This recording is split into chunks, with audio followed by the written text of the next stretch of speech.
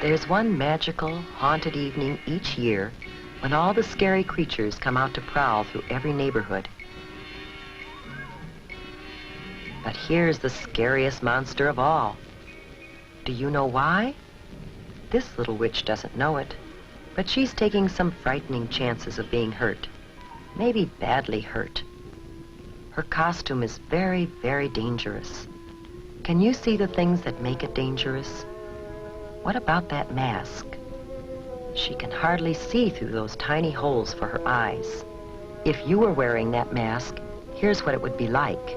You can see straight in front of you, but unless you happen to turn your head, you wouldn't see that car coming as you start to cross the street.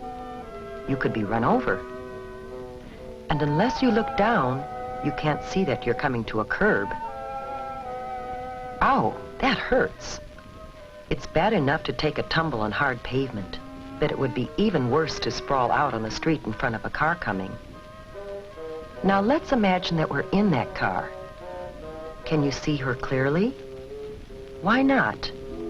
What is there about her costume that makes it hard to see her? As the driver of a car or truck, you might not see her until it's too late. And that's really scary. Before we think about some ways that the little witch could see and be seen better, let's take another look at her costume. Whoops, down she goes again. It seems as if she's collecting more bumps and bruises than candy tonight. Let's see if we can help her, shall we? And by helping her, maybe you can learn some things that will help you stay safe at Halloween. First, we need to turn back the clock and start this whole evening over again. One of the problems with this costume is that it's too long. It's too easy to trip over a long, full skirt. So we can shorten the skirt. You should always shorten any skirt, pants, slacks, or cape that is too long or floppy. Now, the broom. That's a clumsy thing to carry, and it's something that you're likely to trip over in the dark. It's usually easy to shorten brooms or round off the sharp points of pirate swords and other costume parts that can trip you or scratch you. Cardboard brooms and swords are usually safer than wooden ones, but it's safest not to carry anything like that in the first place. Now, what else might we change on this costume to make it safer? What about that color? Remember how hard it was to see the little witch because of her dark costume on a dark night? We should always wear light, bright colors on the street at night so drivers can see us. What about this color? A white costume makes an unusual, different kind of witch who's more likely to be safe on Halloween night. A good way to make any costume easier to see at night is to decorate it with reflective tape or reflective patches.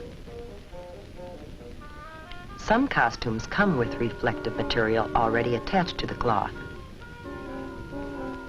Here's what it looks like to a car driver. It's easy to see, even on the darkest night. And while you're putting reflective tape on the costume, you should also add some of it to the bag or container you'll use to carry home your candy. Some special Halloween sacks are treated with reflective material when they're made. And it's a good idea to write your name, address, and phone number on the sack, just in case there is an accident. Now, how about the mask? Any problem with it? Do you remember how hard it was to see out through those little eye holes? To be safe at night, you have to be able to see clearly, as well as be seen. We can improve the mask by cutting larger holes to look out of.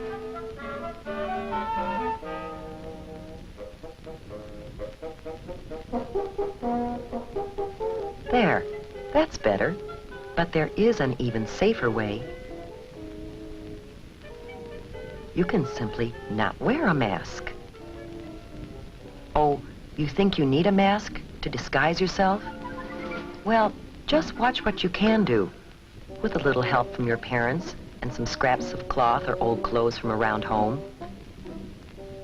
An eyebrow pencil, different colors of eyeshadow, rouge, lipstick, an old mop or wig, some wax teeth, maybe some clay and food coloring, and a few other odds and ends. You'd be surprised what you can turn yourself into.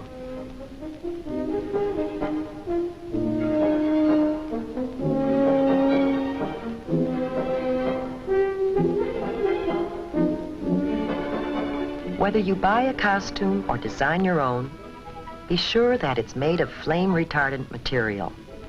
That means material that won't catch on fire easily.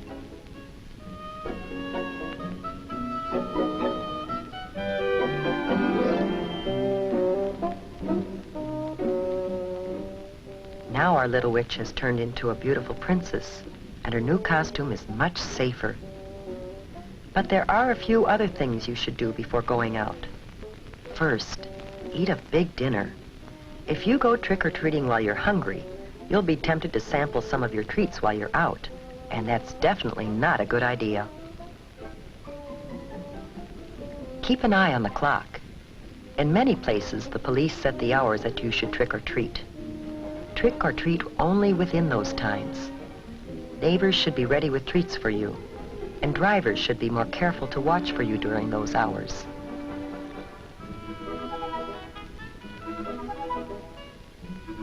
Make sure you carry a flashlight when you go. The light will not only help you see where you're going in the dark, but it will also make it easier for others, including drivers, to see you.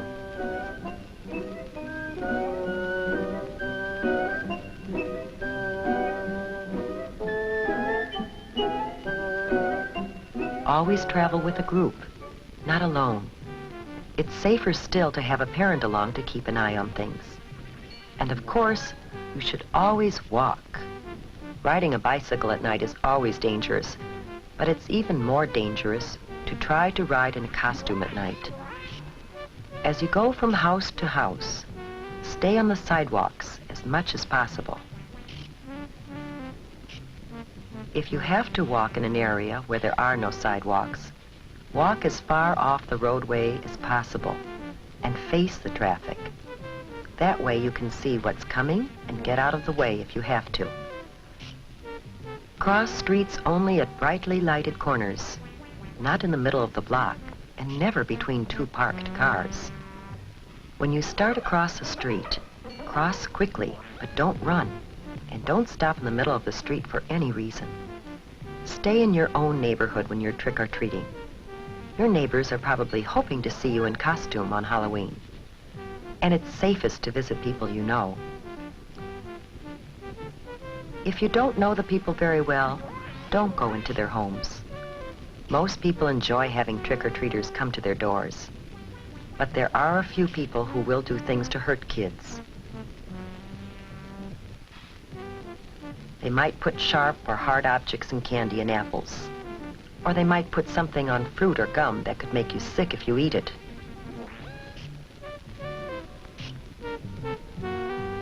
To be completely safe, save your treats until you get home. Then ask your parents to help you check them carefully to make sure that there's nothing in them or on them that could hurt you. The safest treats are usually candy or gum that come in their own wrappers from the factory. Fruit should be washed before you eat it. And all candy bars and fruit should be sliced so you can be certain that there is nothing hard or sharp inside that could hurt you. If you're not sure whether something is safe or not, don't take any chances. Throw it away. But let's get back to the fun part of Halloween with the princess and her friends.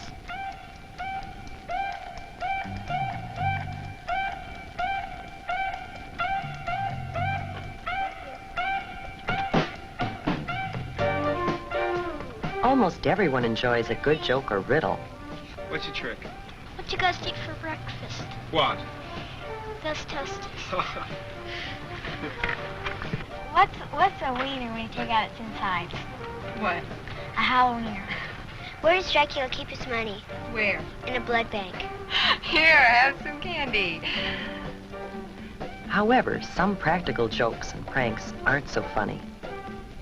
If you should break something, it wouldn't be very funny to the owners or to your parents, who might have to pay for it. So keep your jokes funny and harmless.